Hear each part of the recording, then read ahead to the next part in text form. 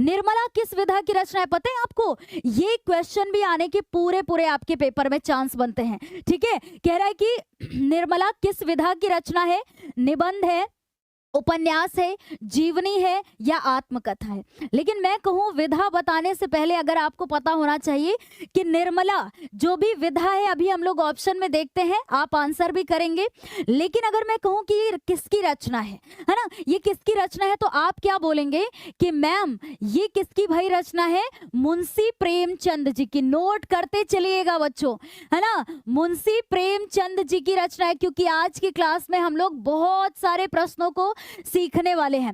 अब आपको कैसे याद आया कि निर्मला मुंशी प्रेमचंद जी की रचना है? क्योंकि जो बच्चे हमारी रेगुलर क्लास करते हैं ना, उनको ये प्रश्न बिल्कुल नया नहीं लग रहा होगा। उनको लग रहा होगा कि मैम आप हर एक क्लास में जब भी कोई क्वेश्चन आता है तो आप बताती हैं कि गोदान, गबन, निर्मला, सेवा सदन, रंगभूमि, कर्मभूमि, ये सारे ही उपन्यास किसके हैं, मुंशी प्रेमचंद जी के। यहाँ पर एक क्वेश्चन बना है कि निर्मला किस विधा की रचना है, तो आप बोलेंगे मैम निबंध नहीं है, जीवनी नहीं है, आत्मकथा नहीं है, लेकिन ये क्या है भाई, ये उपन्यास है।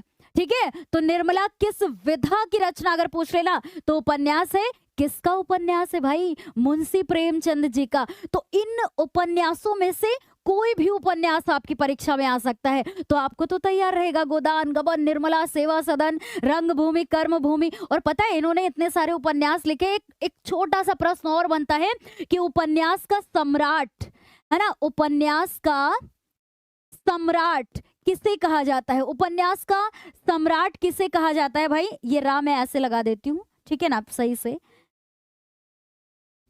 उपन्यास का सम्राट भी किसे कहा जाता है भाई? मुंशी प्रेमचंद जी को, है ना, मुंशी प्रेमचंद जी को ही कहा जाता है बच्चों। पता है यहाँ से भी एक क्वेश्चन बनता है, और मैं आपसे सही बोल रही हूँ बच्चों। एक बार अगर इन क्लासेस को कर लेंगे ना आप, जैसे आज भी हम लोग ये क्लास कर रहे हैं, तो एक बार अगर पूरा मन लगा करके पूरी क्लास कर लिया ना, ये चीजें आप जीवन में कभी नहीं भूलेंगे, ये वादा है आपसे।